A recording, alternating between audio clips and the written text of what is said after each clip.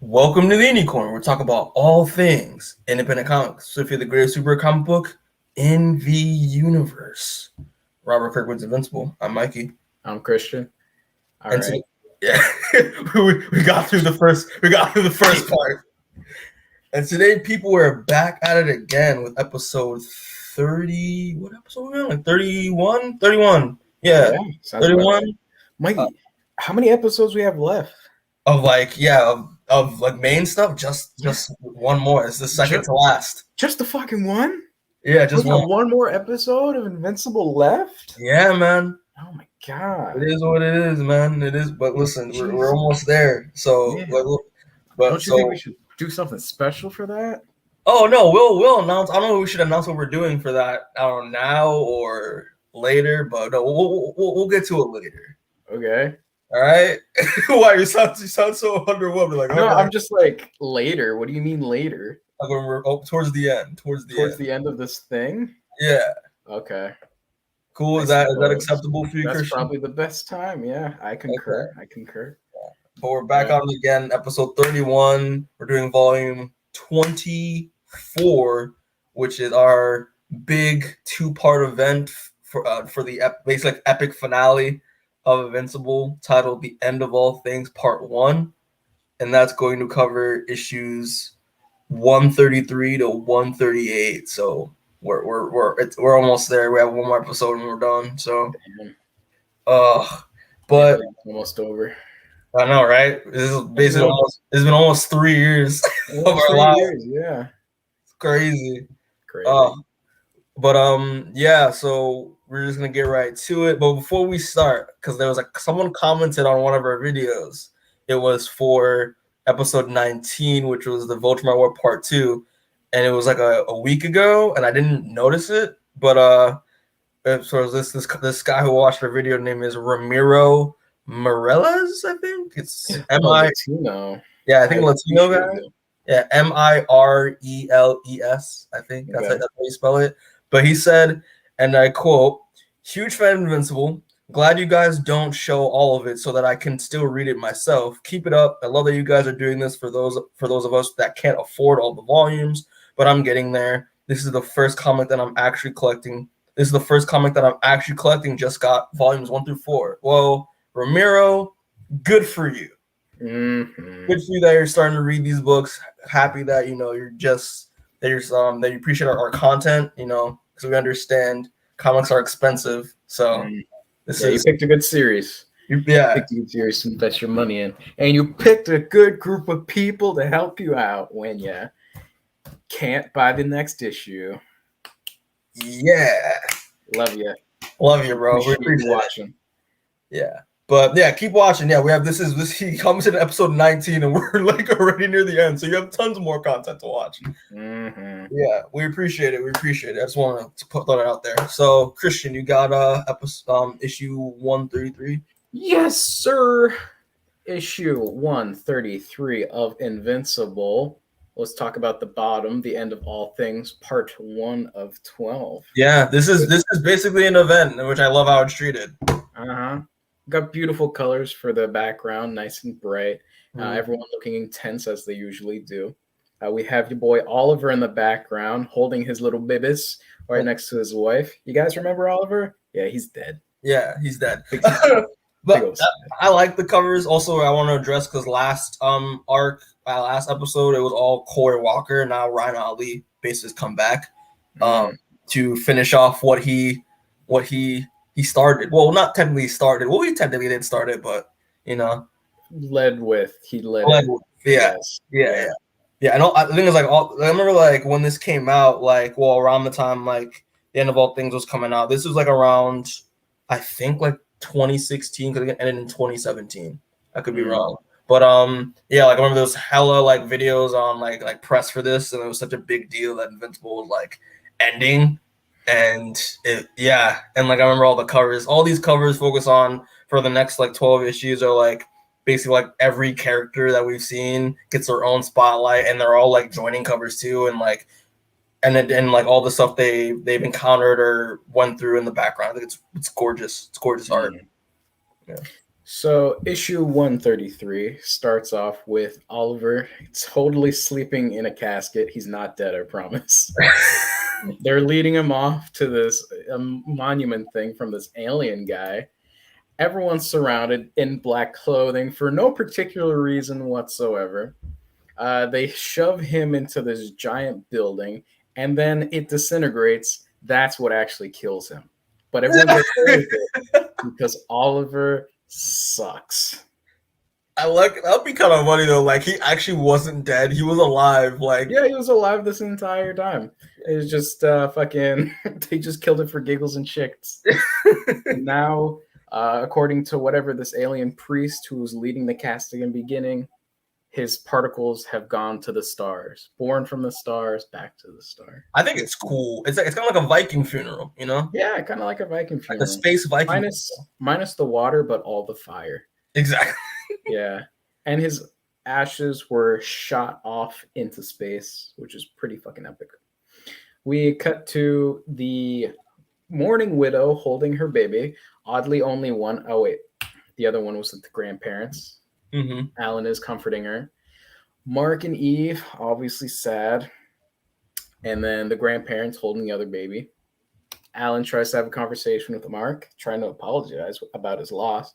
Mark, being the man who talks with his fists, is like, "You sorry?" And then sucker punches your boy, Alan the alien, in the face, which is absolutely heart-wrenching. He's complaining that it was his fault that Oliver's dead because he was the one who asked him to be the undercover agent to take down Thragg, and he was the reason why he brought fucking Thragg to his planet to kick their ass. And what's the daughter's name again? Tara. Tara. You Yeah. cannot forget Tara, bro. Come on now. Right. You're right. Okay, I was just testing you, see if you remembered. Tara, obviously distraught with the fighting. She's kind of done with it. Literally, the majority of the time her dad's been back, there's been fighting upon fighting upon fighting. Mhm. And she's like, "Is this what life is? Just fighting?" And then he's like, "Nah, daddy's just having a hard time." Fucking Nolan Yeah. is like, "Hey, should I intervene?" Debbie's like, "Nah, don't bother. You'll just make it worse." And then they go off into space and they have the fighting conversation that most comic books have about, "Oh, it's all your fault. You're the reason you killed my brother. Blah, blah, blah. It's all your fault." And then Alan's like, "No, it ain't. I tried to convince him not to do it, but he volunteered.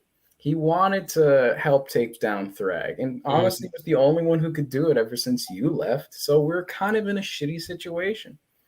And then Mark's like, "You should have tried harder to stop him. What's all this friendship, man? He's dead. Big sad." And then Nolan is like, "Oh yeah, I should probably really try to handle this." And then he was like, "Nah, I can handle this. Just keep an eye on my daughter." Then they continue talking about the same thing, still arguing, see whose fault it really is. But Eve finally intervenes, stopping him with a big old blast of energy. And she starts to talk about Mark, being like, "What is wrong with you? You are scaring our daughter. And after everything she saw and her uncle dying in front of her, do you really think this is the best time for this?" And Mark's like, "Shit, you know what? You're right. I kind of just..." What? So she got a point. She do got a point. Yeah. It's like, "You're right. It was my bad. I lost control. I'm sorry. And then before he could finish, Eve was like, "You stupid piece of shit. You're always going out of your way to do stuff and do what's right, but you never take the time to think about your consequences. When will you learn? When will you learn that your actions have consequences?" Basically. Goes off on Mark. And then Mark's like, "Hey, Eve, I don't feel like this is about me fighting Alan anymore. What's happening here?" And he's like, "Use this reckless." And then Alan in the background, like, "Well, at least my ass isn't getting kicked right now." Then Eve continues to explain that it hurts so goddamn much living my life with you. I lost 5 years of my life without you. I had to raise Tara all alone. She had to grow up without a father, and I had enough of this blasphemy. Freaking Angstrom Levi, the Dinosaurus, and now Thragg. When's it gonna end, Mark? When are you gonna stay home, raise our daughter, and give me that D? I swear to God. You're ruining everything, and I hate you. I hate you, but goddamn it, I love you. And it hurts so goddamn bad. And then she's like, I loved Oliver too, and I'm hurting as well. And then Mark's like, I know. And then he comforts her. I love that. I love that so much. Yeah, yeah. It makes you really think. She's been through a lot. She's right, but at the end of the day, like it's just her lashing out because she also loved Oliver as well, and it's just she's grieving. It's the first day to grieve. Very true. So we cut back to Nolan, Debbie, and Tara. Nolan's like, they're up there for so long. I really want to fight something. And then Debbie's like, stop trying to let me intervene. Yes, do not do such a thing, my guy. You're only going to make things worse. Just stay here and be a good grandfather to Tara. And Tara's like, yeah, Pop, stop trying to whip people's asses. They finally finish. Nolan's like, I can't believe Alan and Mark are still up there, but finally finished it. Alan's girlfriend comes by to comfort her. Alan doesn't have any real harsh feelings towards it. He completely understands that Mark's grieving. And then her wife comes by and is like, yeah, we all understand. We're all having a hard time. And Alan offers to take care of the family with all of his power that he has and make sure that they're going to be protected. Because he knows that Oliver would have done the same thing for him. Yeah. And then Tara, I think this is for her first time like talking to Alan. They've met before, when she punched him in the eye. They were actually having a conversation. She's like, excuse me, sir, why was my daddy kicking your ass? And why does your eye bleed? Why was my daddy giving you these hands? Yeah. What did you do to deserve these hands? And why didn't you catch these hands? And then Alan explains why he didn't catch these hands and why his eyes all messed up, because that's a very sensitive spot for him. And then he explains how he first met that she herself punched him in the eye and it sucked. And she was like, that's cool. And they look each other in the eye for a quick second. And then quick pause. And then Alan's like, okay, I know you're thinking about punching me in the eye. Please do not do that. And Tara's like, I apologize. That's exactly what I was thinking to do. I wanted to do it, but I stopped. I punch you in the eye. Eve and Mark, off on their own, having a quick conversation about what happens. They still can't believe that Oliver's dead. And they're like, we got to do something now. We can't let Thragg still be alive, Like, I'm done being a hero. I'm not doing it for anyone else besides my family. So I'm going to straight up murder this son of a bitch. And I hope you understand, Eve. And then Eve's like, I totally understand. We do got to kill this guy. And then Mark's like, we? It's like, fuck yeah. I'm not letting this shit stand. They killed my homie, killed your brother, tried to go for my own daughter. We're going to go clap this man's cheeks. And Mark's like, what about Tara? I was like, I got a fucking babysitter. Let's just go fight in space already. And Mark's like, all right, word, let's go fight in space. But Eve, she was like, before we go fight in space, though, we got to take care of something real quick. And Mark's like, a word? And then they have a wedding. They finally do the thing we've been waiting for them to do. Yes, they finally tie the knot. Tara's finally no longer a bastard child. And she is delighted.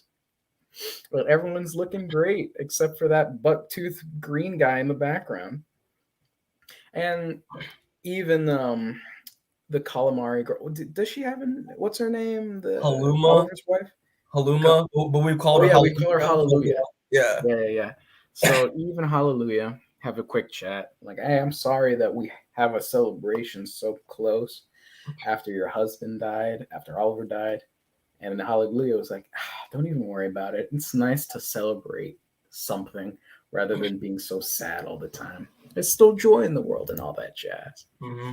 And they're like, all right, time to go off into space. Bye, family. It's kind of, I don't really know why they did it, but they're having a conversation about their rings, how they're going to leave them there so they don't get damaged, and they have something to look forward to when they get back from the war. Mm-hmm. And then Mark's like, are you ready to murder this hockey man Thragg? And she's like, absolutely. I cannot wait to murder this man. Being a hero is fucking bullshit. Let's commit murder. Yeah. Yeah. Yeah. No, I was about to say, like, I was waiting for you to say that line because, like, I think let's commit murder. Pretty, yeah, because, like, if you like, especially like with what we've dealt with Invincible, like if you think about I mean, if Matt were here, he would. I don't know if he'd probably have any upstanding opinions on it, but like, comic book heroes kind of bullshit, like in a way, you know. It is, yeah. But I digress. We go to your boy, Alan the alien. Oddly, he's not fucking at his home right now. He's staring off into the distance, very strangely. He's thinking to himself, finally, things are coming into motion. We got Mark, we got Eve, and that could be the pawns that we need in order to bring Nolan and all the other Viltrumites into this. We finally have an advantage over Thragg. I should be really happy about this. And then his wife is like, yeah, I know. All of this is great news. And Alan's like, yeah, good news. That's exactly what it is. But there's something really bothering him. Yeah, the attack on his life really kind of messed with his head, made him start to become desperate. And he was like, I kind of set this up, the whole Thragg coming to take out Mark's family thing and having an opportunity. I was thinking that maybe it will give us the strategic edge, but all it did was murder my friend and severely hurt a couple more people. And his wife's like, oh my God, Alan, are you saying that you're the reason why Oliver's dead? He's like, yeah, I am the reason. Oliver killed his friend. Big sad. End of issue 133. Thoughts and opinions. Alan's an asshole. Alan kind of was an asshole this time. Yeah. He was in the wrong. He was way in the. I mean, I understand. Like, it's understand. I kind of like see his perspective, where like he was desperate and he was putting like what his partner. I don't even know if they're married. Like what she said in the book about like he decided to put the lives. He put the coalition's lives first, than the people that he loved. Which I mean, I guess like yeah, the ends justify the means, but like you literally betrayed them. You betrayed them. Like yeah, you know, like you betrayed your friends, which is like a no-go, you know? Mm-hmm. How do you have that under conscious? We'll see what he decides to do with his conscious in the next issue. But yeah, I mean Alan's in the wrong for this one. True. Very true. Yeah, but this would you like to have any parting words for Oliver now that he's gone? I like the fact that it was confirmed. Well, I mean, I kind of almost spoiled it yesterday, but like, I might say last episode, but like almost the fact that like, yeah, like Oliver, was a double agent. Like he wasn't working for Thragg the whole time. Like he was doing it to get intel.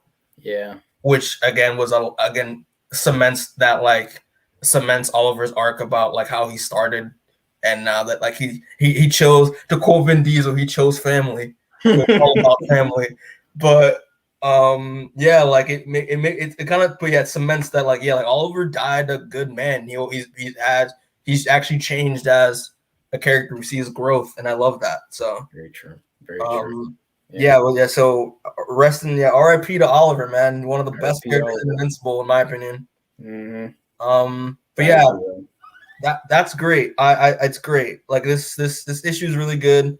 I mean, we finally get to see Mark and Eve married now, even though they're heading off to war and away from Tara, which is I guess it which sucks for them, but you know, it is what it is. I love like I love how they got married. Everything, the whole issue is really good, and we'll see where this takes off in the next couple of issues. So issue 134. 134. We got your boy Alan the Alien. And Matt's not here to see it. I know, what a surprise. It's like he avoids it like the plague. Yeah, like every time an Alan issue happens or like an Alan focus happens, he like vomits and just it's like withdrawal. Even though I love this character, but yeah, no, great cover. Yeah. Issue 134 begins with Thragg coming inside an alien cave. Not coming, just he's entering it. Because I get he has sex a lot in these issues. He does fuck. Yeah, no, he's just entering it platonically. We can confirm that, like, even though we make the joke about Alan fucking, but Thragg is the one who actually fucks. He's the only man that could withstand the level of fuckage Alan's at. Exactly. Yeah. So he enters the cave and he's talking to someone we don't know who yet. And he's like, I finally found you. Why have you come all this way over here? And it is revealed it's one of his children, the twins. The twin, Una. I think her name's Una. Yeah, I think it's Una. You're right. Yeah. Coming to where her brother Anand, goes to torture the local wildlife of his victims. Dude. And she's like, kind of sick, yeah. And it's like, yeah, I came to this place. You come here all the time, alone, big ol' sad.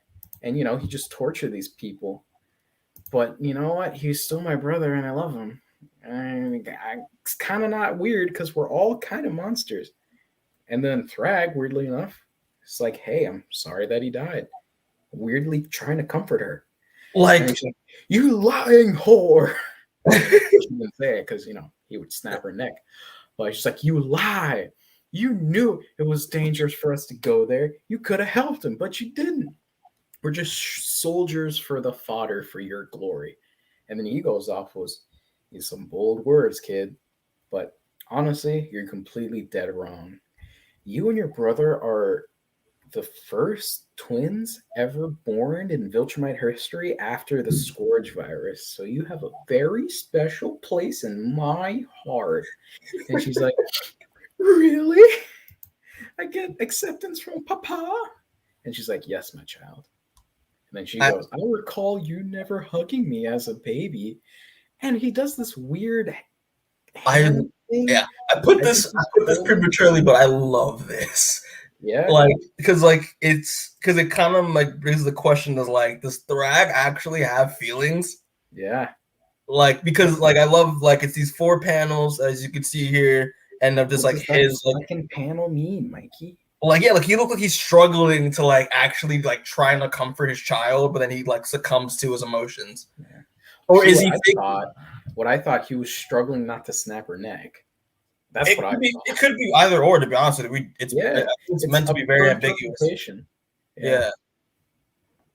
But he apologizes, comforts her, and says, we will avenge your brother together. Then we go back to the Coalition of Planets at Mark and Eve's household, and your favorite boy, Alan, and his wife show up and start to have a little chit chat. Alan says that he has something to say. They're worried. Did someone die? Is it really bad news? And then he explains that I was the one who betrayed you. I was the reason why Thragg came to that planet for you. I'm the reason why Oliver died. I knew the risks, but I told him to give him this information so he could finally get an advantage and have him trust us. But it failed and it ended up killing your brother. And oh God, I am so sorry. And then Mark, obviously, very upset. Alan's concerned. But before Mark could do anything, Eve just slams this man to the ground, startling his wife, and she's trying to explain that he's been really, really upset about this. You gotta understand, he feels absolutely guilty. Don't kill him. He didn't mean to kill him. I love him. All that stuff. And then Alan's like, I'm so sorry. I'm so sorry. And then Mark's like, all right, let the man go. They're obviously very upset and they have yet to forgive him. I love this. Mm-hmm. Because he continues to say, yeah, I have so much weight on me for doing this. I feel so guilty, which is great. He really feels like he feels bad for what he did, and he's trying to console it and repair the relationships that he destroyed. Yeah, honestly, he's really stepping up here. Yeah. And then Mark does this very interesting thing where he says, you did something that I don't think I could. You put people before loved ones. And I think that's how it's supposed to be, as a hero. Mm-hmm. So I can't be mad at you for doing what was right. I don't think Oliver would be mad at you either. So I guess he technically forgives him. Yeah. Yeah, but Eve, she's still pissed. She can't believe that he could do it, and she left. I love that. I would say I love that. Like kind of like this scene that shows like the progress Mark's made because he has, because obviously like he has attention. Like when he hears when like someone betrays him or does something wrong to him, he immediately lashes out. Very true. Then we see him, be like take the like time to like to reserve himself and like forgive him while Eve is the one charging in. He's been doing that a lot. Like even with like when we saw, the bitch, what's her name? The bitch. Oh yeah, bitch. Yeah. I didn't want to refer to her by her name because I still don't like her. But yeah, Eve just charged up and just tried to fight her, and Mark was like, just stop, like Mm-hmm.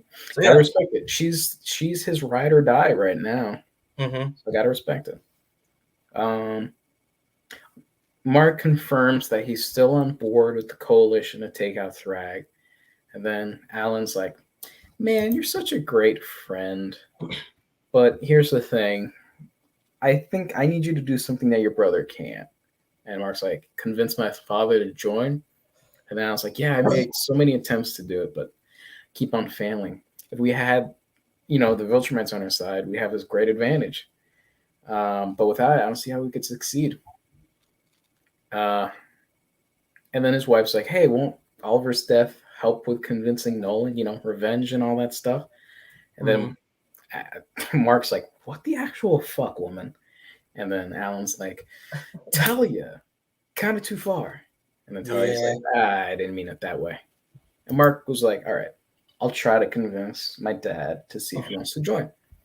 Next page, no, it's not a full splash page, but Nolan's big old head is like, no, I don't want to join. I ain't doing this.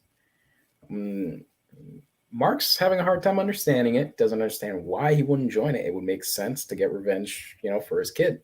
Yeah. And he's like, I can't put my people at risk.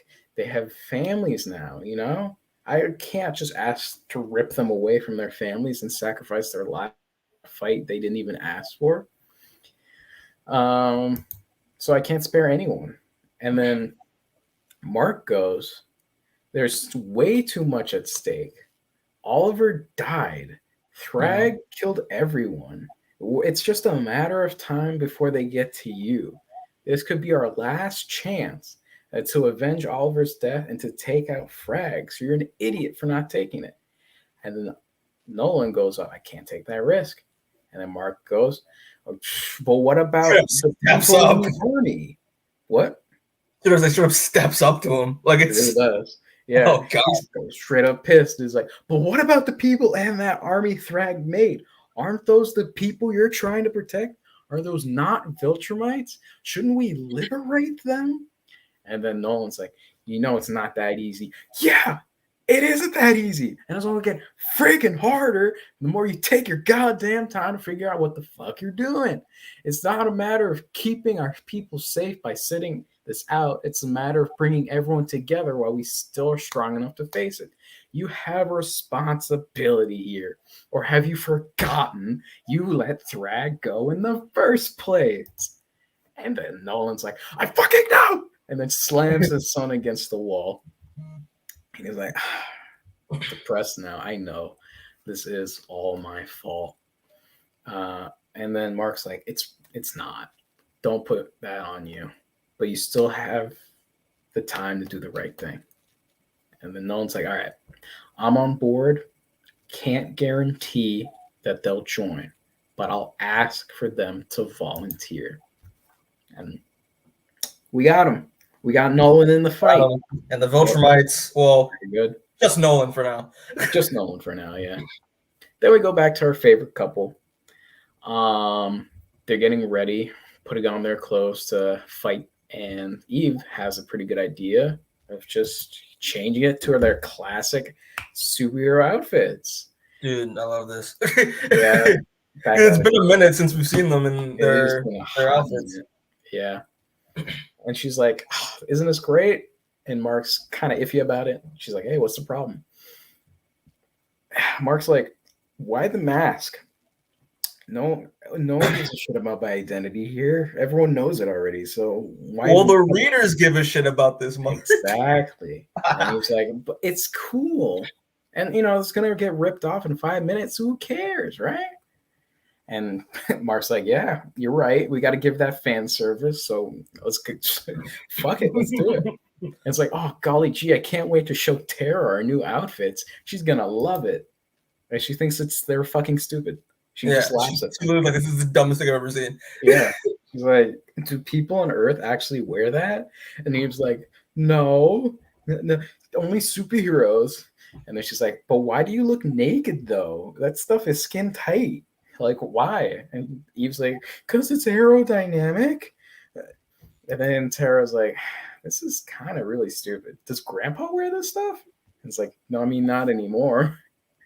And then she's like, what's with the cape? Does it make you go faster? And then he was like, nah, it's just because it's cool. And then Tara's like, yeah, you know what? You're right. That cape is cool. And they're having a fun old time talking about the costumes. Yeah. So before they head to the war, they decide to have a full-on family day, and they do everything together. I always love these panels these pages of them like just hanging out. Yeah, I think it's great. Yeah, they do all these cute little things. They dance, they do puzzles, go for walks, eat, fly. Teaching her how to fly because if you remember, she got her powers pretty quickly. Listening to music and then reading her stories until she cries herself to sleep and go to bed, which is very sad. Sad, yeah. She doesn't want her family to go. She doesn't want her parents to go. So the couple has a conversation about Debbie. She's going to be the one taking care of her while they're away. And it sucks that they have to leave after Oliver dies so much. It's going to mentally scar her. But you know what? She seems like a pretty tough cookie. With all this mental scars, she's taking it like a champ. We cut to Alan and Nolan. Alan thanks Nolan for joining the fight. And she's like, don't even worry about it, old friend. And then they meet up with the rest of the team. Space Racer and the Yoda with titties. Yeah.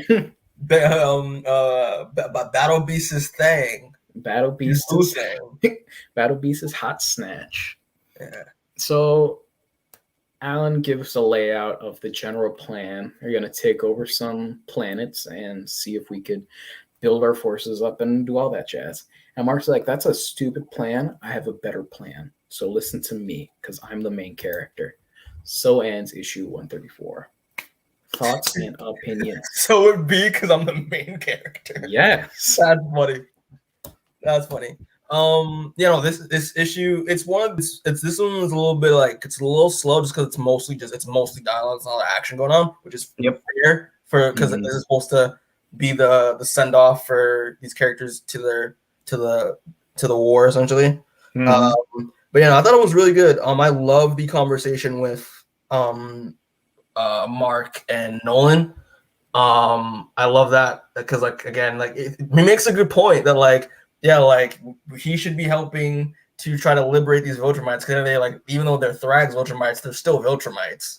And it also is kind of his fault if he did kill Thragg when he had the opportunity to, he should have. But yet again, it was Nolan turning on a new leaf, so him not being a murderer. So it's kind of a gray area, a more gray area.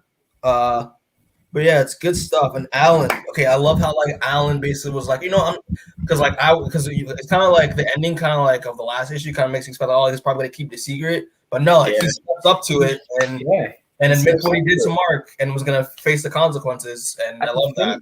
That really cements Alan as such a great and honest character. Yeah, it would be so easy just for him to keep it inside, like the standard trope. But he's like, nah. I'm gonna own up to it because I'm a good human being. Exactly. Good on you, Alan. Alan is so wholesome, and that's why we love him. He is the true epitome of a superhero. Yeah. Out of all of them. Yeah. I think. Yeah. Okay, that's okay. Okay. What you do? No, I could definitely see it. Yeah. Even though he's not a superhero, he's just an Alan the alien. Technically, yeah. He's not a superhero. He's just a man with a plan. And who fucks. Yeah. Can we also acknowledge the fact that Space Racer is short? He's so short. I love it. He's so tiny. Yeah. But like he has a gun that can shoot through anything, so it doesn't matter. It really does. And he like flies around on a motorcycle, so like you're never gonna see him standing up anyway. Yeah, like it doesn't matter. All he has to do is ride and shoot that gun. Yep. Gotta shoot that gun. But yeah, it's good stuff. I mean, it's good stuff, and also like the whole again. I love seeing those panels, those pages of them just spending the day together, and just like I love how it crescendos to a happy start of the day towards the end where it's all sad because she doesn't want her folks to leave, and it's good stuff. It was very human. Yeah, very human for a half alien human family. Yeah. Yeah, but good stuff. Issue 135. Yeah, but 135. All right. Great. We got your girl Uma Thurman. Uma Thurman. Una Thurman. Yeah, Una Thurman. Una Thurman. Right. At the cover, mid what seems to be fight for our main characters. You see the background here. See that Thragg about to do a conquest. That's a pun. That's a pun right there. Yeah, some all that reference to the classic boy Conquest. R.I.P. Yeah. R.I.P. to Conquest. R.I.P. to Conquest. Anything else we want to talk about with the cover? Oh, it's just great. I like because again, I like how they're treating this as, hey, we're gonna use these covers to like pay respects to these characters, new and old, but also like to give you a preview of what's gonna happen in this issue. Yeah, it's good stuff. Mm-hmm. Yeah. So the issue begins with, is this Una? Yeah, it's Una and I think one of her siblings. Yeah, one of her siblings. Attacking an alien fortress and taking down the government from within. And Thragg comes by for a status update. She explains that it's been taking a little bit longer than they thought, but they've taken down the majority of their leaderships, and they should be taking over this planet in no time. And Thragg's like, absolutely perfect. Looking menacing as hell. I love this panel, Thragg, bro. Oh my god. The shadows, man. So menacing. He plans on taking this planet and turning it into the new Viltrumite Empire, where they shall thrive. Well, they shall Thragg. Well, they shall. They shall Thragg. Nice pun. I see you. Yeah. And then we cut to another planet where the main characters are at and are attacking more of Thragg's kiddos. Mark comes in, tackles one of them. The other one's like, die, traitor. And then Mark's like, all right, we're going to go start this plan. Is the pilot safe? Are we protecting all these people? And he's like, yep, I got all the people here. We're going to take them to safety. Mark and Nolan, it's like, all right, awesome. The shield generator's down. Ground troops are moving in. Nolan's like, are you ready to wrap this up? And Mark's like, nah, I want to go kick this guy's ass really quick. So he leaves his ass. Then we cut to the ground. Yoda with titties is killing the natives since they technically betrayed the Coalition of Planets, but they didn't really have much of an option because of Thragg. Eve comes in, explains, we're trying to liberate these people, not genocide these people. And then Yoda with titty is like, I don't understand the difference, but I'll hold back on my punches if that's what you want. And then but I can't guarantee I won't kill some of these people. Yes, a very good You quote. can really see why she stole Battle Beast powers.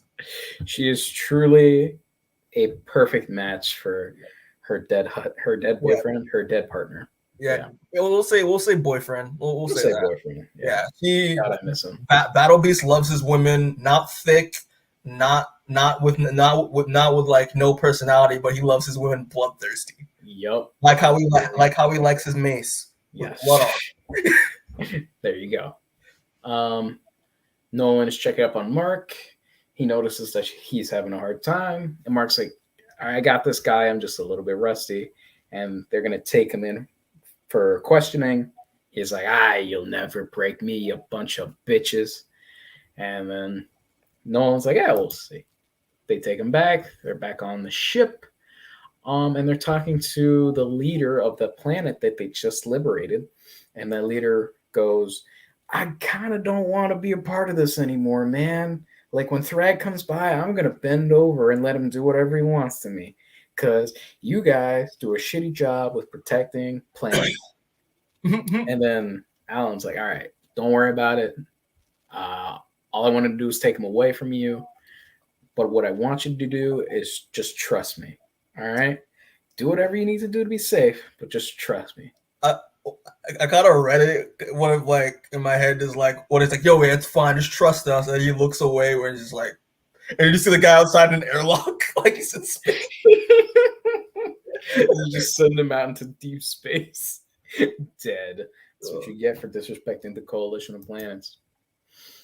After that conversation, they cut to a Thraggling running off to Daddy. And Space Racer is keeping a close eye on him, following him, keeping an eye on his location, and having other people keep an eye on his location to figure out wherever the hell that guy's going. Exactly. Back to space. Alan, what's up? Just think about this for a second. Does he really need to like hold the handlebars when he's upside down? Because his feet are hands grabbing onto the bike. His feet are attached to the handlebars. His hand really is just there for no reason. Yeah. Just for style, I guess.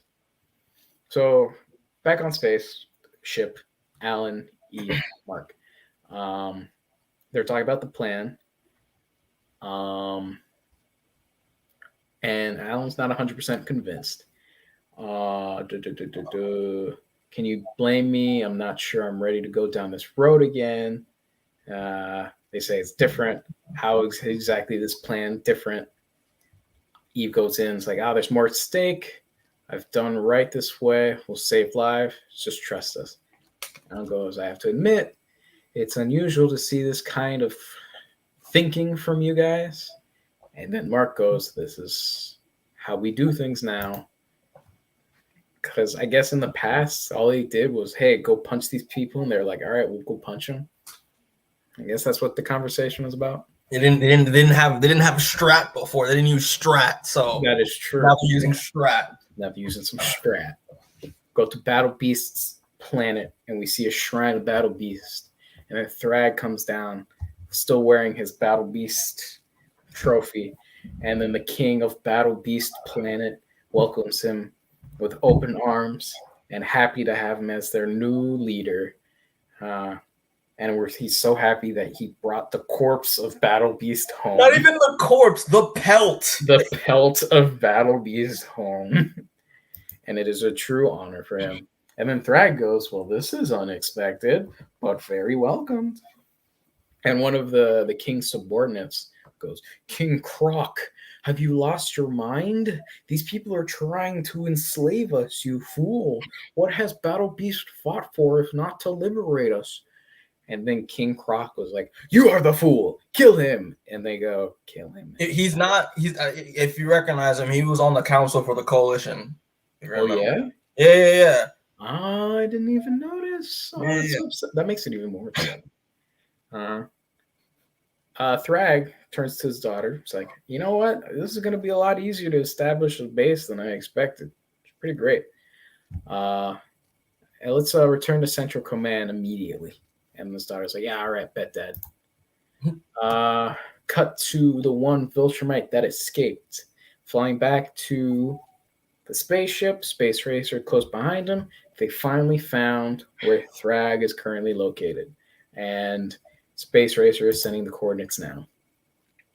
Now we're back at the Coalition of Planets planet. Debbie and Tara hanging out on the balcony, talking about life and things. Is there anything really important here? She's like, be strong for your parents. And then she's like, oh, be strong. And then puffs her face up. And it's like, being strong. Basically, yeah. Yeah, it's not really a lot of yeah, she's just that Tara was just worried about her and like how like if they'll be okay and if the bad guys are gonna hurt them, and she's like, listen, you just gotta be strong, blah blah blah. And she's like, I'm gonna be strong. There you go. Yeah. Back to Thragg. He was excuse me. He was heading back to the new Thragg planet, Viltrumite planet, whatever. And he was welcomed by one of his kids with a paper mache present. And then Thragg goes, get the fuck out of my way. And then he's like, all right, yes, father, I understand. Get that corn out of my face. Get that corn out of my face. And his daughter looks at him with exception to that. She's starting to get very frustrated about how dad is treating all the other kids. Yeah. So she lets out her frustration on a nearby wall, makes a very abnormally large sound, and she's like, damn, I punch good. Bruh. And then she turns around with another yeah, she goes, bruh. Turns around, here's a big old explosion, and you see boy Space Racer destroying buildings with his gun that can shoot through anything. Yes, with his OP gun that could shoot through anything. And his opposable toes. Yes. And the thumbs on his feet. And then the rest of the gang show up to back him up. Thragg, staring out, watching the mayhem happen, is very excited. He is very looking forward to this fight. So ends issue 135 of Invincible. Opinions. It's good. I concur. Because there's a lot they put. There's a lot of stuff they're introducing here. I love that. I mean, even when we got introduced to Una Thurman, Una Thurman, that she kind of has doubts. She's been having doubts about her father's methods and how he goes about things, and actually like cares about her siblings. You know, I like how they're kind of they've been yeah, they were sprinkling in. What's happening with Una Thurman, huh? Exactly. Yeah. So that's good. I'm loving like the first battle. How Mark, is a little rusty because he's back in action. So he's a little rusty. I love that. I love how again. I don't know her. I don't remember her name, but like the Battle Beast's girl. That Yoda with titties. Yeah, further shows how Battle Beast loves his women like how he loves his mace, bloodthirsty, So there's that. Put that on a shirt, people. Yeah, and it just So it's just a lot of setup for what's gonna pop off. And I'm loving how they're kind of also sprinkling the idea how Tara's constantly being told that she needs to be brave, she needs to be strong. And it's kind of showing that she's just following what her parents and what everyone's telling her, but that may not be how she feels. We don't know because she said that in the 133 Tara hasn't really been. She's kind of been cold about the fact that her uncle died, and what she saw. So yeah, we'll see where that goes. Yeah, I hope there's some more mental scars with her when she grows up. I mean, I don't hope that. It's just it's more realistic if that happens. Exactly. Yeah. So we'll see where that goes. But it's good stuff. I mean, it's more Space Racer and all that stuff. Now we see, like, I love how they react to Battle Beasts, like when Thragg goes to the Battle Beast world, and there's like, he's returned. Our savior have returned. No, the pelt of the savior has returned. Our savior has turned into a pelt. Thank God. Which is Thragg now.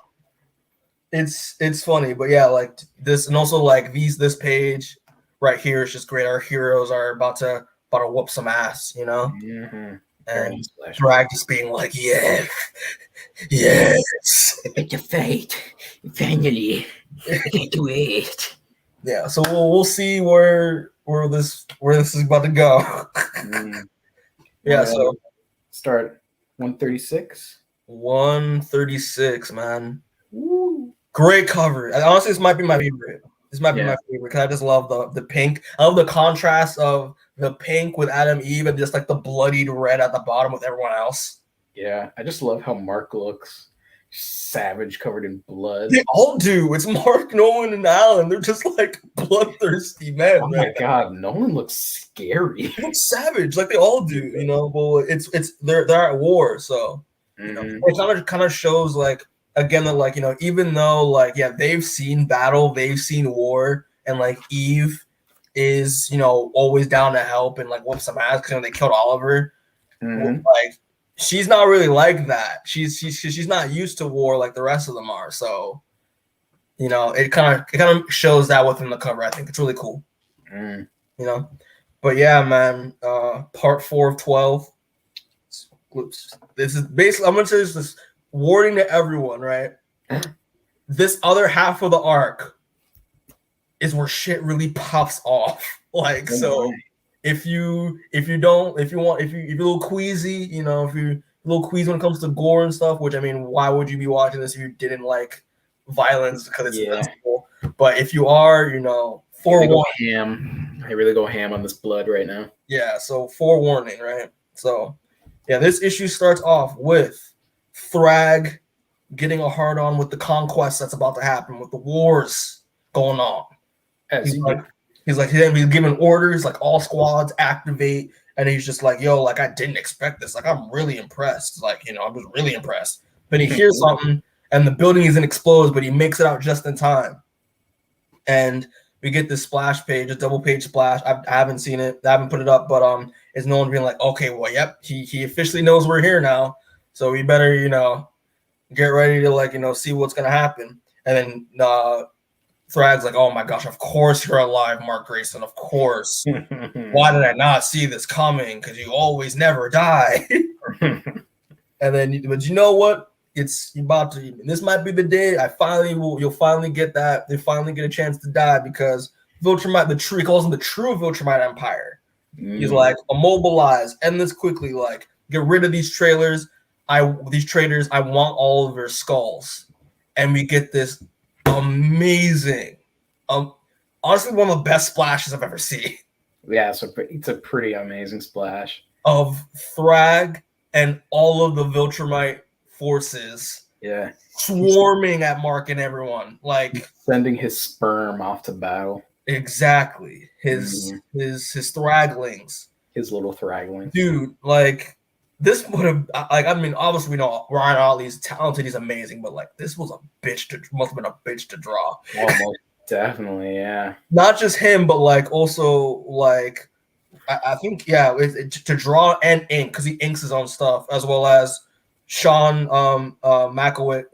I think who's the colorist on here? Oh no, Nathan Fairburn to color all this. Like, dude, nuts. It's beautiful. A lot of effort, a lot of detail. Dude, this is honestly, just to say real quick, I mean, I'll probably say at the end too, but like this is honestly like some of the best stuff. Like Otley goes off, like pulls his A game with this. With this last part, you know. So yeah, but then you know, after seeing this swarm about to attack them, they're just like, shit, there's too many. Like this, like they did not think about how many Viltrumites Thragg was able to produce with this short amount of time. So, but basically, listen, like, you know, there's too many, but it marks like it doesn't matter as long as we have these stick to the plan, it's all good. And it's like, you know, just Moan's like stand ready, be prepared, all that jazz. And then like, I was like, focus on the fleet. The fleet is most important. We gotta protect our armada at all costs. And then, you know, Eve's like, okay, she's like, you can protect the ships, do that stuff, got it. Don't die, got it. And it's like, and Mark's emphasis on the don't die part. So it transitions to Hallelujah and Debbie on Telestria. And, they're talking about how, just being moms and stuff. Like Hallelujah is talking about how, like, how she's trying to get the kids, the twins, into school, and how, like, the school system here is a nightmare. It's difficult to enroll children, but she managed to find one of she managed to get the twins into terror school, and she's very excited about that. And Debbie's just complimenting her how impressive she is dealing with trying to move on with her life while she lost her husband, and all that stuff. And a thud happens, like a thwoom. A thwoom happens, like a noise is heard in the distance, and Debbie and Hallelujah immediately go to the kids, immediately. And it is revealed that Tara tried to fly indoors, and she made a hole in the ceiling while the twins were there. Yeah. And then great stuff. Yeah, and then Debbie starts freaking out, yelling like, Tara, like, I told you not to do this in the house. Like, the twins are here. You could have hurt them. And then you see Tara being very non-empathetic, being like, babies are boring. Like, he's like I was just bored. Like, like, why did you hate? Like, I must have been boring too when I was baby. Like, why did you, like, you must have hated me. And then, and she's basically like, I'm practicing flying so I can meet up with mom and dad to join the fight. And, because, like, mom and dad need me, you never know. And she's like, Tara, like, stop flying for a second. Like, and then you see Hallelujah just freaking out. And she's like, like, please, like, take them. Like, cause like she's like, take the kids, because she gives them to Debbie. It's like, wait, what's wrong? She's like, listen, like, Oliver made me feel safe. Like, Thragg is out there. Like, the Viltrumites are out there. They're everywhere. And now the person that made me safe is gone. Like, I immediately heard that noise, and I immediately thought I was going to lose my children. And her crying makes Tara cry. And Debbie's like, Tara, what's wrong? And she loses, like, this is what I was saying about, is Tara really strong or not? And clearly she's not. And she's just like, now she's coming to terms with, like Uncle Oliver tried to save me. Like, he fought the bad people and, like, to try to stop them from killing me. It's all my fault. Like, I was scared. I couldn't do anything to, like, stop them. And they hurt him so bad. Like, I saw, like, his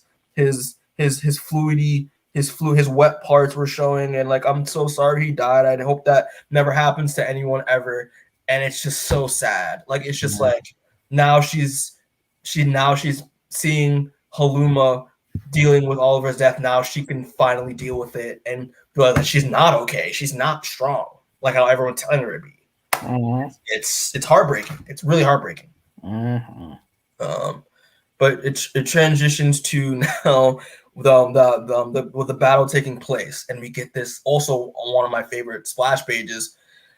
So Mark is trying to on the splash. Yeah, it's blood. Mark is trying to fight. Well, he's trying not to fight them, because as you can see, that Mark is so strong compared to these Viltrumites, right? That every time these Viltrumites trying to fight him, they just end up killing themselves. And it's just like the page on the right, like of a girl living, like one of the Viltrumite girls, Thraglings, headbutting Mark, and just her skull just cracks open and the brains fly out everywhere. And Mark's like he's like, look at you, like you guys are literally killing yourselves. Like, stop killing yourselves, please. But because their orders are they follow Thragg's bidding, they were ordered to fight, so they're going to fight him no matter what happens to them. But also really sad, So it transitions, and so then it goes back to Eve. Eve is trying to hold her own, and she's doing her best, but they keep breaking her constructs, and she's kind of like losing it a little bit. But she gets bombarded by these clones, and again she's also trying to convince some guys are hurting yourselves, please stop. And she gets a little overwhelmed, and then no one comes in to save her real quick, because she really needed it, because she really needed the help. And then she's just asking she's asking like, hey, like, I'm okay, like, I was in a little rough shape, I think I'm good. And then these Viltrumites swarm in and bombard Nolan. and then he drops Eve for a second, and we get to see again, War Eve with her battle armor and her Warrior sword. Awesome. Eve. I love this design for Eve a lot.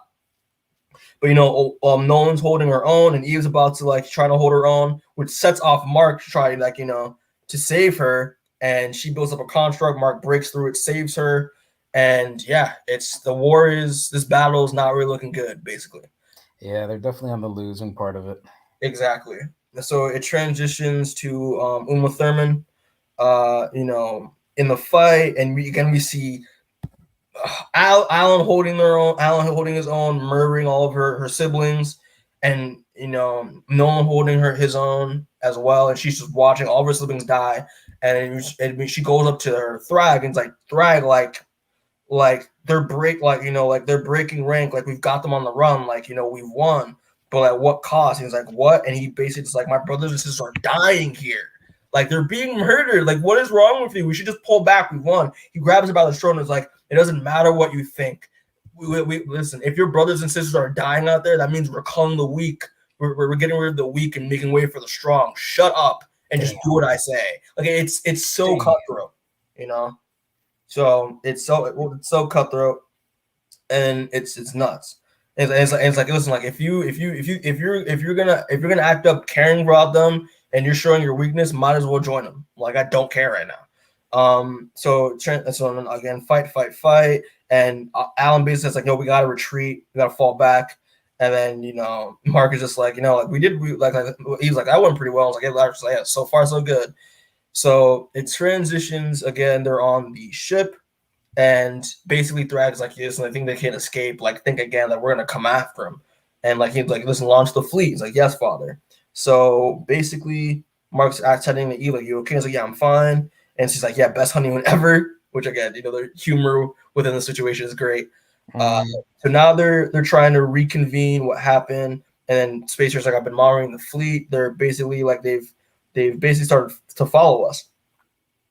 And it's revealed that this was the plan all along. They wanted to assault them on their home turf first, so that they could be able to follow them to basically inevitably where their last stand location is going to be. And Mark's and Owen's we suffered losses, but as long as we go to this stronghold, which I don't really know is, but yeah, Mark, where are we leading them to exactly? Oh yeah, that's simple, Dad. We're leading them to Earth, and that's Earth. But that's where the people live. Yep. Oh my god. So, thoughts on issue 136? Very, very interesting how they're all just not that strong, but still they just keep on going at it. Because they don't know what else to do. Yeah, they just keep on getting squished. One thing though, they're awfully purple still, and I'm pretty sure Oliver was regular skinned at this point. Yeah.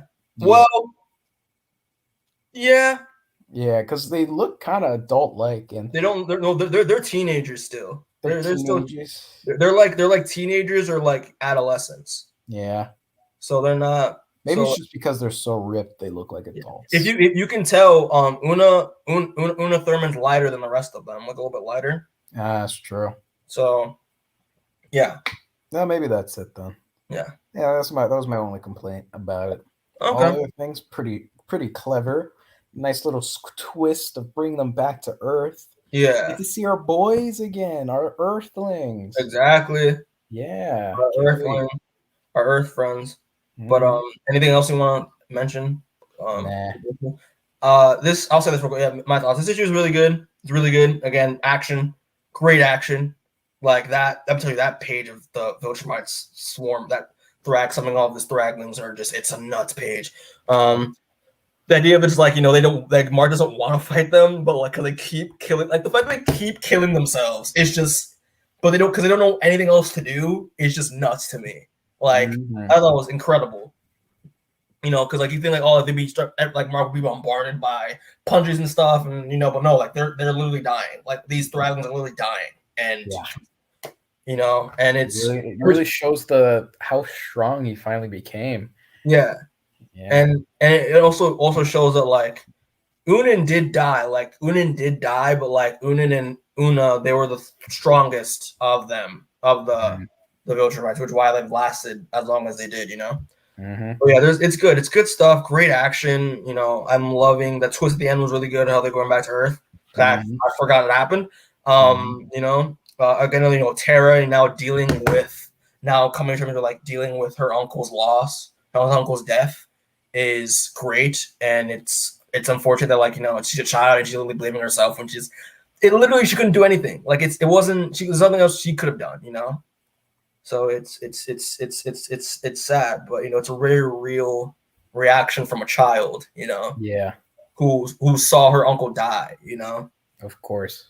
Yeah, it's good stuff. Yeah, everything else about it is great. I'm most loving Eve again. How Eve is just like, I don't war very well, but I'm trying my best. Yeah, she's not doing too great in this, but she's still holding her own, which is important to mention. Yeah, exactly. But yeah, that's all I gotta say. It's really good. It like shit pops off in this right after in this issue, so it's great. Yeah, so we're gonna start with issue 137, people. 137. Wait, what? I didn't put the cover on. My mistake. 137, people. Great cover. Again, focusing on our girl, Debbie.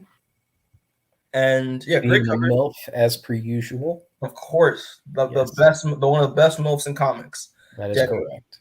And again, yeah, I love. Again, this one isn't as violent, or you know, it's just again focusing on these important characters, Nolan and his Viltrumites, as well as her son, her son, her daughter-in-law, and her granddaughter. And I love this.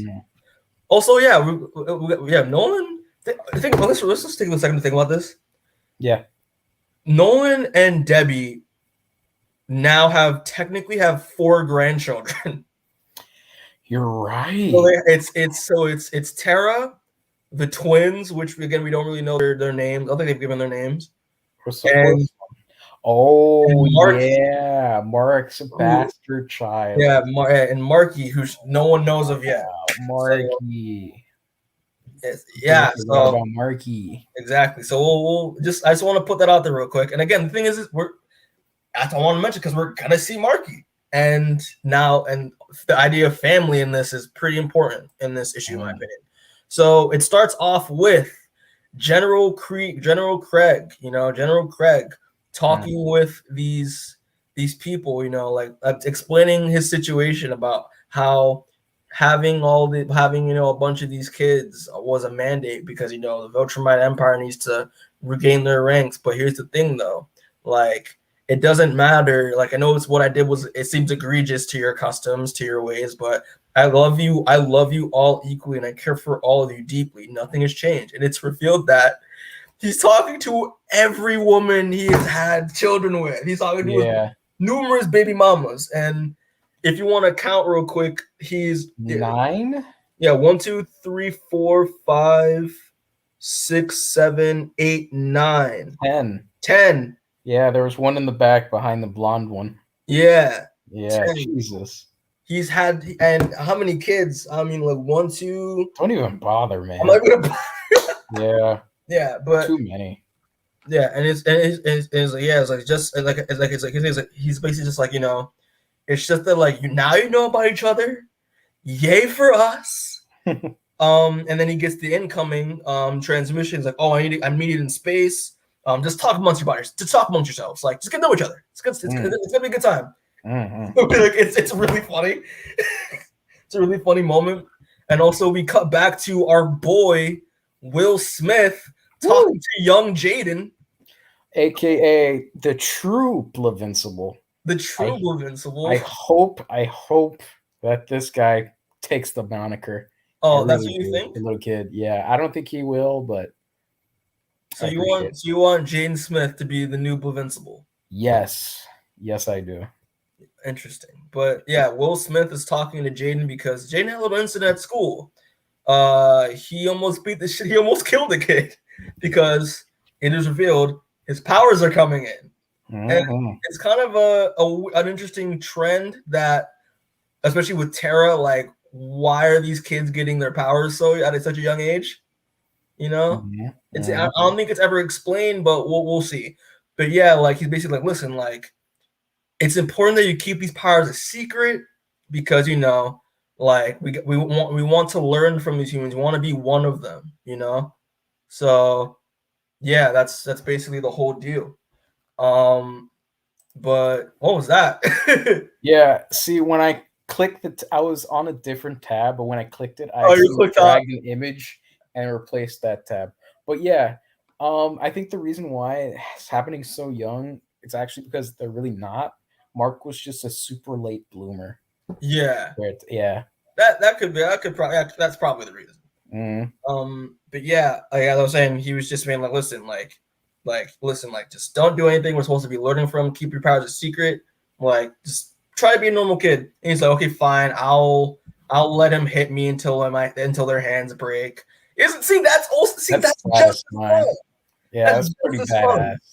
So, and then his wife comes in, and most of his wife comes in. Sorry, Jada Pinkett Smith comes in, and it's just like, hey, like what is it? Like, what's going on? Like, was like, Alicia get in trouble in school too? No, but like, this would be about a different child of ours. Like what different child? What are you talking about? You got me pregnant. You knocked me up again. You and your Viltrumite sperm. Ridiculous. And he's just like, oh God, yay. Whoo. So another one of these babies. Yeah, so it transitions again to the Viltrumite with the blade hair, the long ass ponytail with the blade. She's talking with her neighbors because her neighbors, their children are friends, and they're just talking about life and all that stuff. And then she gets a transmission as well, just like Will Smith gets a transition as well to go up to space. And she leaves, and her husband makes a comment about because her friends are like, oh, like, why did she leave? Like, was it something I said? Like, did she need to be somewhere? Like, no, like she's Thula is her name. There's always something up with her, and she's like, I hope it wasn't the food. So these pages are very funny. These are very, very humorous pages. Transitions now to the bitch that I hate, Anissa. Yeah. And okay, I'll give her, even though I don't like what she did, I'll give her a little bit of the benefit of the doubt. It seems like she's turned a new leaf. Like her old ways are behind her. She has, I don't think they're married, but it's like a boyfriend, or either like her boyfriend or partner. Let's go with partner. Yeah, and partner, and 2 children. One being Mark's child, and I know for a fact that her husband doesn't know this. Her husband's name is Scott, by the way, Scott Johnson. And she's just talking. They're just taking it in, being like, "Oh, like look how lucky! Like look, like I'm proud of this. Like how lucky we are to have this life that we found each other, and how we have 2 children that we're raising." And then there's some little bit of doubt in Scott, like in his face, and he's like, "What's wrong?" And he's just like, "Listen, like," he's like, "You can fly out." He's like, "You can fly on the out. Like you can fly out. Like you can survive in space. You can literally walk on the moon and stuff. Like how can this be enough for you? Like I can't help you, because you can basically do everything on your own." And he's just like, "Listen, like it's horseshit. Like I recognize how that as someone who's incapable of traveling like in space, you'd only wonder to you'd only the fact that like I can do all these things and you can't is a reason why like makes me feel grounded, makes me feel normal, because I didn't like my old life, what I was doing. Like I was a monster. Like like very much so. You were a monster, bitch." And it's just like, and the fact that like you being in my life, us having these children, that like you changed me for the better, and like I don't want to go back to the old me. Honestly, I hate the old me, And yeah, like, and he's like, "Yeah, you sure know how to make a guy feel loved." And then she gets the transmission to go up into space. So we're gonna see where this is gonna go with Anissa and all that stuff. Yeah. So basically, like, we get this splash page of Nolan now explaining the situation to all of them. that the Viltrumites, like we were leading we're leading Thragg's army towards Earth, all that jazz. We have a plan. We're gonna tell you what the plan is, but the most important thing is this isn't an order. Like I'm asking you to do this. I want you guys to choose because I know you have families and children at stake here. So whatever you decide, I'm all for it. But then unanimously, they all agree the fact that they have children on Earth means they have to defend it no matter what the cost is. Very true. Yeah, like it's again the new Viltrumite Empire has essentially changed for the better under Nolan's direction, and I love this. It's great. It's good stuff. So that's gonna be going underway with this plan. Transitions 2. We see our boy, the Tether Tyrant. Tether Tyrant, that's his name. Yeah, Tether Tyrant, who the last time we saw him, it was a couple episodes ago, where he allowed his tendrils to take over his body. So now he's basically became, tendril venom, and he's fighting against Rex, and we also see in the back as well Insomniac, right?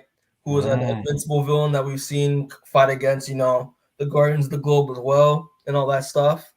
And it's interesting, Christian, I don't know if you remember this. I don't remember Insomniac at all.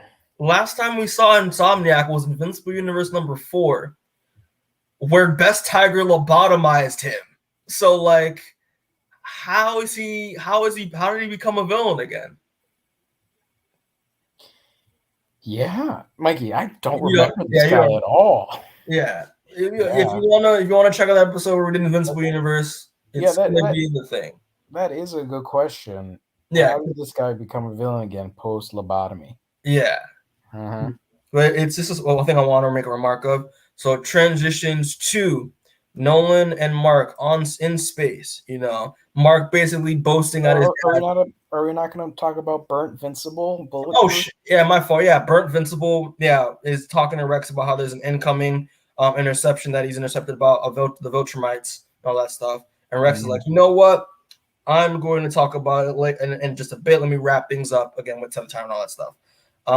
So it transitions to again Mark and Nolan on the ship. Mark kind of gloating that like, I love this thing we do where like you say you're not gonna do something, but then I convince you to doing it because it's the right thing, and you do it. I'm great. I'm trying great son. It's like Mark, and then and he's just like, listen, like. We don't really know yet the consequences of this plan, but we're gonna find out, won't we? Like, here's the thing, right? It's like, and Mark's like again expressing the like, yeah, like I know, like usually with my plans, again, what Eve told him before, basically like in the beginning that he always rushes into things and never actually thinks things through. So now he actually has a plan, and we're gonna execute it hopefully perfectly if it goes well. And what? Oh, you said something? No. Just continue. Yeah. But like he also is nice to see that like he loves that the Viltrumites are actually caring about their families and they're doing this for their families. And like, yeah, like it's not exactly a new phenomenon, obviously referencing Nolan. And he's like, I know. But like, it's just I don't know. He just thinks it's reassuring that like, these Viltrumites aren't bloodthirsty monsters now. But he basically says like Mark's like, you'll admit like a lot of them have basically changed for the better. And it's quite remarkable. Even the hardest of Viltrumites have changed. And Mark's like Anissa. And then Nolan's like, yeah, like what's the deal between you two? Like, why are you? And we see Mark just gloat for a second. And this is honestly my favorite page in Invincible in this arc.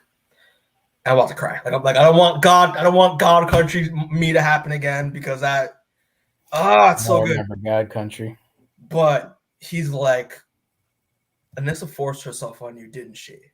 And then he just doesn't know what to say. Then we see Nolan just embraces Mark, and it's just like Mark, like I'm so sorry, like like he's like I didn't want to tell you because like like I didn't want you to kill her, but like also like I wanted you to make sure that like we had as much Viltrumite ranks as possible. I know the importance of that. He's like, listen, like Mark, I'm angry. Like Anissa hurt you, but like it's difficult for me to process this because like I kind of expected it because in Viltrum on Viltrum, like the strong chose their mates, whether they want to be their mates or not. So like it was a common practice for Viltrumite women to force themselves on Viltrumite men.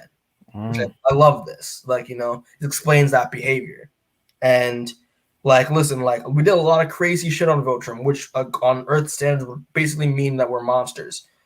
But like, it makes our growth again remarkable that like, we could do egregious shit like this, but then make a turnaround.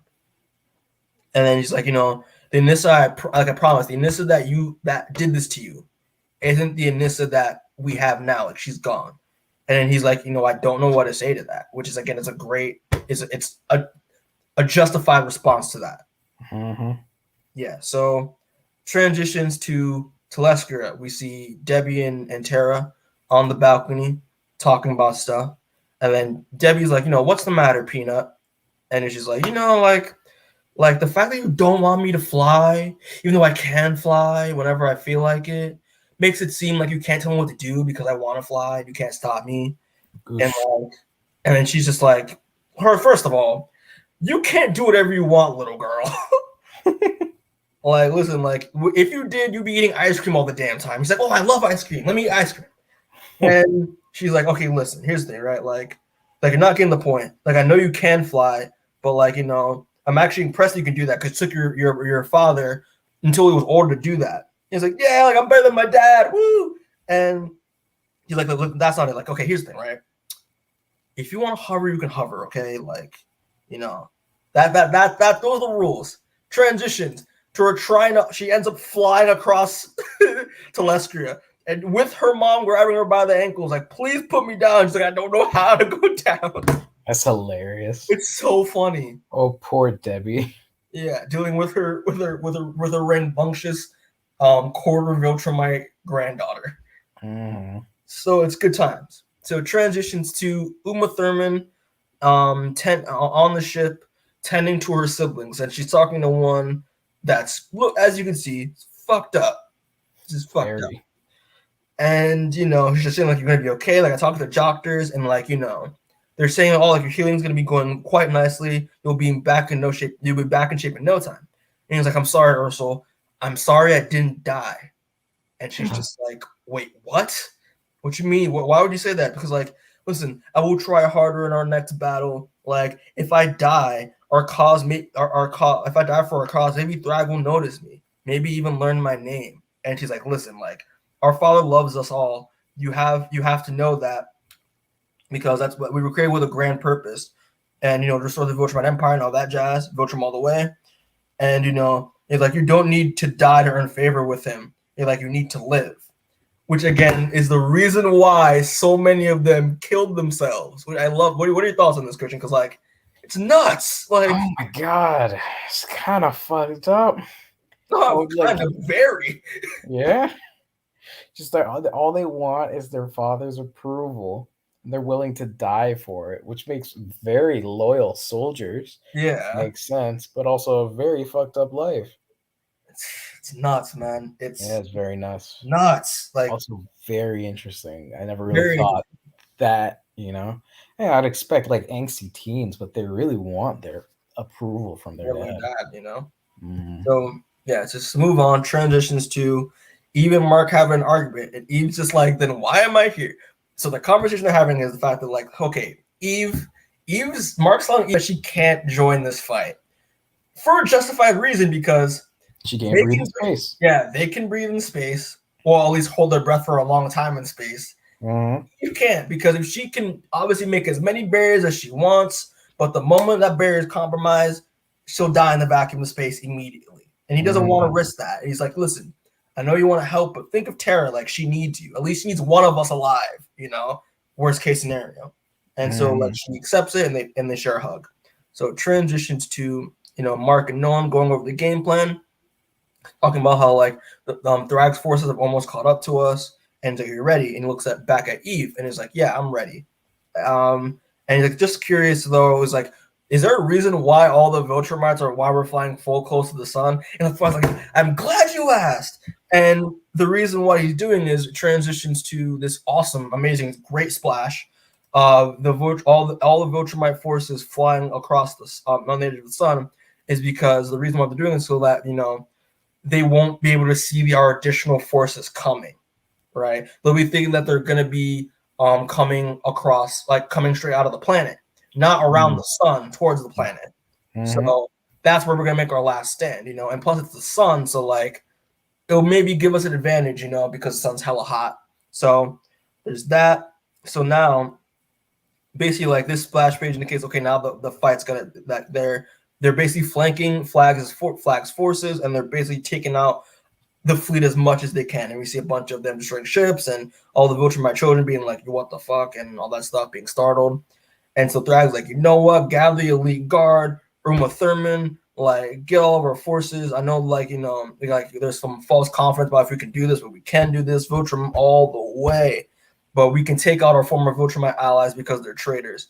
And just and this battle will have a far different outcome. And it's revealed that Thragg has the Ragnar on a leash. Not the Ragnar. Yeah. Only things that piss off Viltrumites because they're so goddamn strong. Yeah, the things that the one thing that can kill a Viltrumite straight up. So yeah, that's gonna be his advantage, his advantage in this fight. Transitions back to Earth, and we see these various panels of the various Viltrumite families families that these Viltrumites have made. Then they're being greeted by with someone. They're terrified, but scared as hell, right? And basically talking about, listen, like I know it would be hard to believe, and I sincerely like applaud it. This may be a little stressful situation, but like it's to my attention that since you're since you're carrying Viltrumite children, and you guys are basically like the biggest asset that I have right now, and like there's tons of potential there, especially like for the forces that are coming against our planet. And he's just like with the Viltrumite parents occupied at this moment, you are all vulnerable. So while I understand your pathetic attempts to resist, I must assure you, it's for your own good. And we see the person who's terrorizing them to be revealed with Rex holding Marky and Anissa's daughter. Oh, Rex. Silly robot. And that's how that issue ends. Being a villain. Again, Rex being an asshole. Hate him. Gotta hate him. So thoughts on issue 137?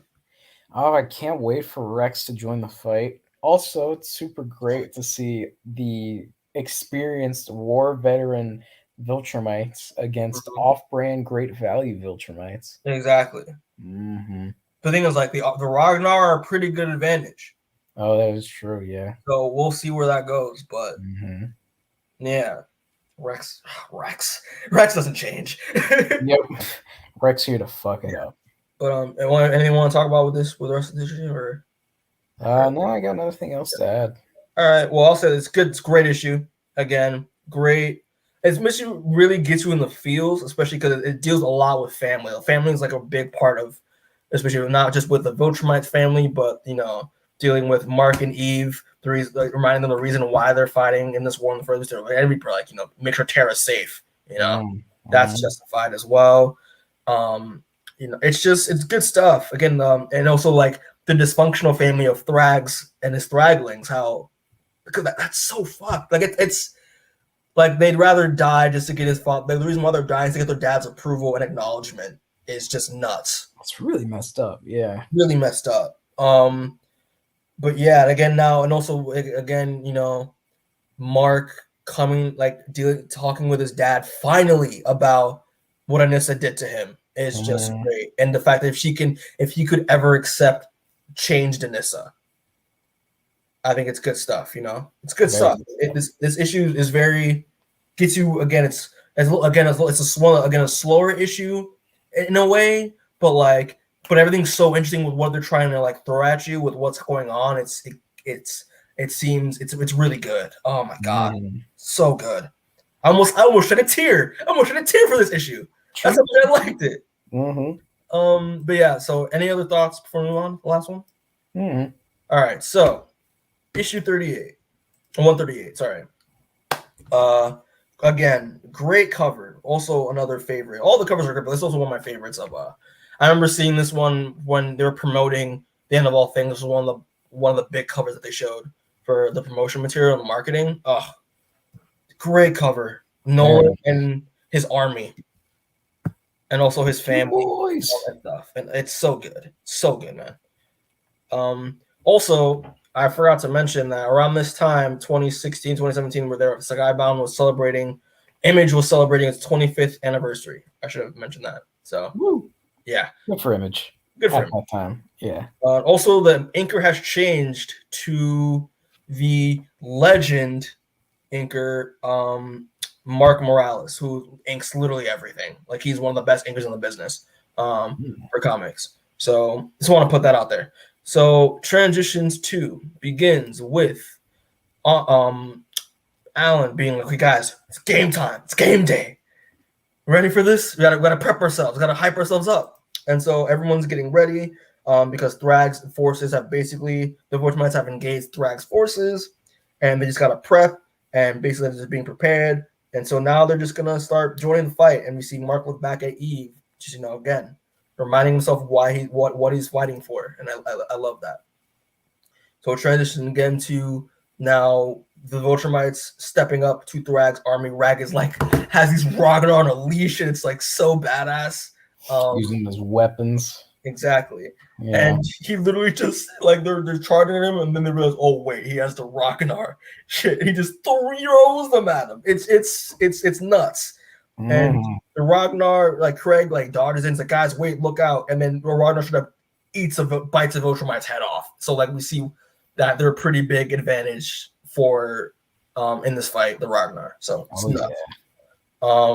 And we get this another amazing page of the Ragnar, this Ragnar being flung with all the other Viltrumites.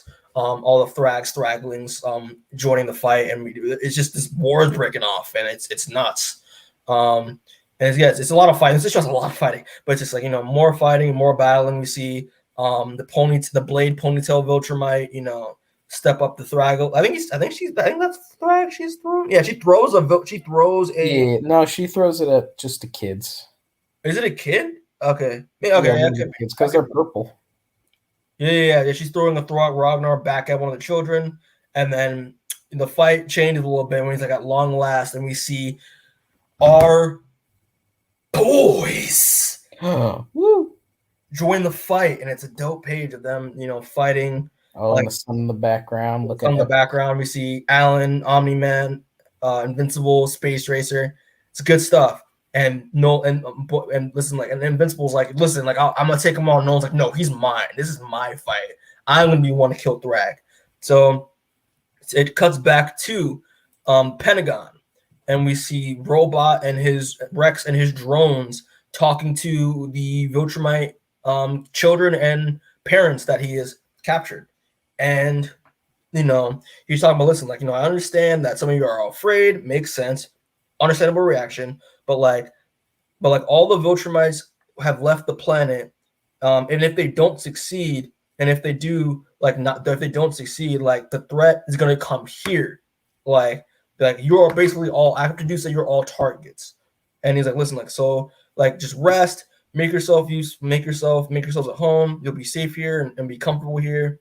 He's like, if you have any requests, we will try to accommodate you. And then we see Jaden Smith, the rambunctious Jaden Smith, being like, you can't keep us prisoner. Like, he tries to do something about it.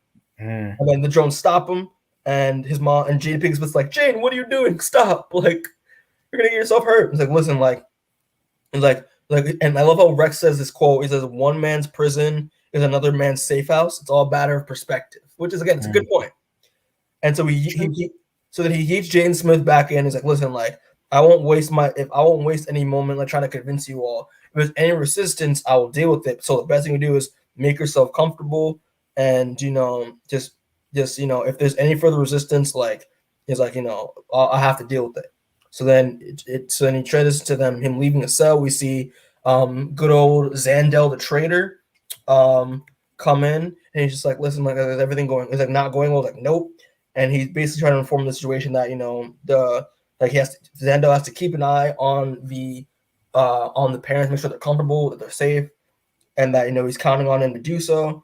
And he's like, and then basically like he goes into his I like how his suit that he's wearing, and he's going into another bigger layers upon layers of suit. It's like his Hulkbuster. It's like his Hulkbuster armor, basically. Oh, that's true. Yeah. Yeah, and he basically is like here's the thing, right? Like, if he's like, if you go travel all the way to the sun, you're gonna be out of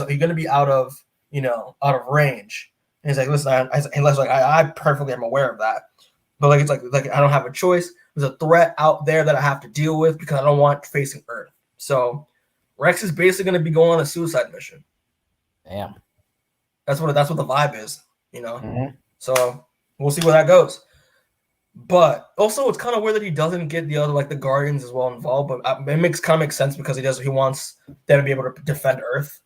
Yeah, and technically, he's the only one who has the equipment to take on a Viltrumite. That is true. So yeah, because he has the pulse that he made and all that stuff, especially with the armor, because I remember the arm with his new droid armor that like if someone punches it, it will make that sound. So it makes sense. Yeah. Which won't work in space because there is no sound in space. Aha. But so it transitions to this amazing splash. Yeah, which is also the thumbnail for this video of the war breaking out, and it's just madness. Like we see Thragg and Nolan holding his own, and Alan and Mark holding their own. It's crazy. It's madness, right? And Space Racer, it's good stuff. Again, Otley is drawing the best pages he's ever drawn with these last 12 issues. It's nuts. Mm-hmm. And then we also get this other splash of again that compilation of Mark fighting a Thragling, and then Nolan and Thragg fighting each other, and we get the compilation, the background of these various panels of their individual perspectives in this fight. It's beautiful. Last time we saw this was when I believe it was also when Mark and it was Mark fighting Conquest. Yeah, that sounds about right. Yeah, Mark fighting Conquest, I believe. Yeah, that was the last time we saw something like that. I could be wrong, but we can fact check that later. Mm-hmm. But so then again, basically just like it's more fighting. I love how Anissa is one of the dragons. Like Anissa, like why you have no hope. Thragg is the lead victor here, and she's just like, why would you resist? Then she left the chase like you have much to learn, child, while she's fighting. Like you have much to learn, and I love that. So again, more fighting. Space Racer's doing his thing, shooting his gun that shoots through anything, all that stuff. While Eve's just watching it all because Eve can't do anything, and I love it. It's Eve on the sidelines, and Nolan and Thragg are duking it out, and it's that's going great. It's duking it out, and like Thragg got Nolan by the neck, and Mark intervenes like he tries to protect his dad, and he's like, listen. Are we not going to talk about how his hand got broken by his head? Oh yeah. Nolan tried to headbutt. No, that's not. Oh yeah. Nolan got his wrist hand broken because he tried to block a punch, and which means that like Thragg is stronger than Nolan, which wasn't the case the last time. So then Thragg gets Nolan by the neck, is about to punch him. Mark intervenes, and Thragg is just like, please, you'll have your turn. Like, gotta be patient. And again, Mark gets bombarded by more Thraglings, and again, they're killing themselves again. and we get this page here where Nolan's trying to holding his own, trying to hold it going. Thragg, he goes in for the headbutt, breaks his nose. He breaks Thragg's nose, and Nolan's like, listen, like, well, he's like, well done, like you did it, you made me bleed, good for you. And he's like, listen, like while you were on my absence, like while in my absence, you were the most qualified to lead. And the problem is like I have no further absences planned because I've been trained in my G, and he does. And I think it's like it's kind of a thing like looks like Nolan may not be able to make it out of this.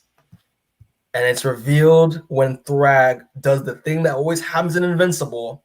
He puts his hand through Nolan's chest. Oh my god. And then while Nolan is, he's like, he's still alive. And he's like, impressive. Like, he's like, impressive, like his, like the last time, like, like I was protecting your heart, like a lesson should have, like a lesson that I should have been taught with your son.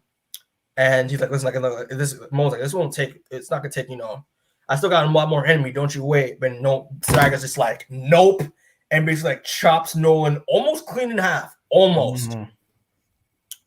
And then we get this end page, this end splash of Mark just in awe of what's happening, and it's just like no bubble, no speech bubble, no dialogue. It's just Mark just in shock that it looks like Thragg killed his father. Yeah. I think it was a very nice choice not to add a speech bubble to it. Yeah. Yeah. And that's how issue 138 ends. So thoughts on issue 138? Like this was a brutal issue, man. Absolutely brutal with the fight. Didn't expect Nolan to be so outmatched by Thragg. Yeah. And it kind of comes to show that, like, while Nolan wasn't gonna, he was trying, like make sure the Viltrumites are under control and all that stuff, and make sure that his vision of the empire is on track. He didn't really he kind of underestimated Thragg, being like, oh, he's going to be the same amount of strength that he always was, and I might be able to fight him again. Even though Nolan got his ass beat when he fought Thragg the first time, Mm-hmm. Remember he got his eye popped out of its socket last time we saw, and like arm was broken. But like, oh yeah, obviously Thragg has made sure that, like, he was ready to fight them all again. So, and it shows, like, he straight up. Like, I love how, like, it's set up to where, like, he punches. We've seen Viltrumites get their chest caved in before and survive. Mm-hmm. And I love how, like, Robert Kirkman makes sure that, like, no, what you expect isn't going to happen again. And he literally, like, brutally injures Nolan. Like, it's nuts while Mark watches. Mm. And it's practically cut him in half. And honestly, as a reader, you never thought that like this would ever happen to Nolan. Like, no one would get hurt this bad. Of course not. He was our first, like, taste of what true power was. Yeah. In the Invincible world. And now he's just a hunk of meat in space.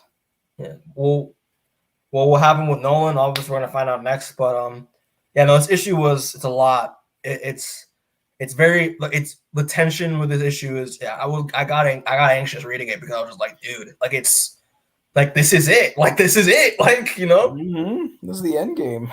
This is the end game. Like, this is end game. This is literally the end game of Invincible. Mm-hmm. Like, there's no do-overs. There's no people coming back from this, man. Yeah. You just it decides who makes it through the story and who doesn't. Honestly, yeah. And that goes for everybody. That goes for everyone. Like, it's nuts. But yeah, like, it's basically, it's all lead up to this. That's basically what the issue is. Like, and I've looked ahead. This fight doesn't end until, like, the next two issues of Invincible of the next two issues are still the fight. Like, the fight doesn't end. Wow. So yeah, like, it's a lot going on. And we're gonna see if Rex interview joining the fray will make a difference or not. We'll see. But yeah, this ending of his issue is very. Hopefully, your boy Tech Jacket shows up. Dude, yeah, where the hell is Tech Jacket? Where the hell is Tech Jacket? Where are you, Christian? Why are you not in this book? This volume. I'm boning some alien biddies. Fair enough. Yeah. But yeah, it's a great cliffhanger. Like, it's a great cliffhanger. Like, I don't tell you, like, very great cliffhanger. Look at this. Like, look at this. Like, nuts. But yeah, so that's my thoughts on this issue. It's a lot. It's a lot. Like, it's very stressful. Very stressful with this issue. Very stressful. But all right, so now again, our final thoughts on volume 24 as a whole. Christian, want to start it off? Most intense clusterfuck of action ever. Looking forward to seeing how it all ends. I am so anxious. Yeah. I just hope everything works out. Yeah, it's a good and Otley. You gotta come in Otley. Like he got a little break last volume when it was just Corey Walker doing everything. Mm-hmm. But man, he draws his ass off. Like this is some of the best art, some of the best art in comics. Like period. Most definitely. It's so good. Like, oh man, yeah. But like again, it's just like the culmination of like over 100 issues of reading, of seeing how Mark started and all that stuff. And we're gonna see how his story ends. But like again, it still sets up breadcrumbs for the finale of what we're gonna expect. Like what's the deal with all the Viltrumite families and stuff. The deal with how Tara's gonna feel about this, going forward. Mm-hmm. How this battle is gonna end up. Again, like what's gonna happen to Nolan? Like we don't know. And obviously I know, but like none of y'all know. Oh yeah, totally. It's not like I read ahead or anything. Yeah. Yeah. That's but totally not something that happened. Yeah, it's again. I see how they're treating these 12 issues in parts. Instead of just having this be just another like wonton volume with a sitcom name. Mm-hmm. Yeah, it's great. It's good stuff. It's gonna be heartbreaking to read the ending because like I don't. It's oh yeah, Jesus. Like yeah, but we're gonna have the big old group, everyone there. Everyone's gonna be there. No one's skipping out on this shit. No one. Yeah. But yeah, it's great arc. Great first half of the end. Of the finale. Yeah, it's like this is like a two. It's like a 2-part season finale. Like that's how it feels when you read it. Yeah. Yeah, but yeah, that's all I gotta say. Any other thoughts you wanna to mention? Nah, I look forward to it. Yeah. All right. Well, yeah, that's it, people. That's basically the end of not of Invincible, obviously, but like the end of the episode. Yeah. So next episode, obviously, I don't have to announce what we're gonna be doing for. We're not gonna be doing part 2. We're not gonna just give you part 2 straight out of the gate. We gotta do our review for the last episodes of the show because that has to happen. That's gonna be happening next week, and I'm excited because we all love the show, and we gotta talk about those brutal last 2 episodes. Mm-hmm. Will we do Science Dog? I'm tired of promoting Science Dog at this point. Probably not. Who fucking knows? But yeah. So next week, look out for that. Episodes. We're doing our review of episodes 7, and 8 of Invincible. I'm excited to talk about that stuff. Hopefully, we'll have everyone on for that too. Yeah, man. But then that week after, that's when we'll do the end. So, we're hyping you up a little bit. We're not gonna feed you too quickly. True. And also, we're not going to tell you what it is, but we got a nice little special event for the last episode for you guys to enjoy. So look forward to it. Yeah. That last episode is gonna be fun. Yeah. It's not just gonna be our boys. Myself, Matt, Declan. Declan might show up, maybe. Who knows? Yeah, we might have a guest Demoan, maybe another special guest who I hope maybe will join. I have to ask this person, but I think it's gonna have some significance to me personally. So we're gonna see where that goes. Chris, should we talk about what we might be doing to celebrate the end? Nah, not yet. Even though gotta let them know that we do got something though. Yeah, we got a little something that maybe something cooking up. Yeah, maybe something you could maybe purchase. I don't know. Maybe. Perhaps. Make it home. Maybe? No, I don't know. We'll see. But yeah, definitely looking forward to what we have next. Again, also remember we're gonna have bonus episodes after we finish it because we got planned. So yeah, so look out for the next 2 weeks, guys. It's gonna be good stuff. Christian, you wanna do our what's that question you got? What's that question you got, son? All right, you guys already know it's the Olympics happening. Okay, so what characters are gonna be doing what in the Olympics? Huh? Who you picking for the swimming? Who you picking for the triathlon? What's Alan the Alien gonna be doing? Is he gonna do shark put or is he gonna do professional fucking? Let you decide. Is Oliver doing skateboarding or just, flopping in the corner dead? Hello? Yeah, but look out for that, people. Look out for that stuff. So to answer that question, I think that Mark would probably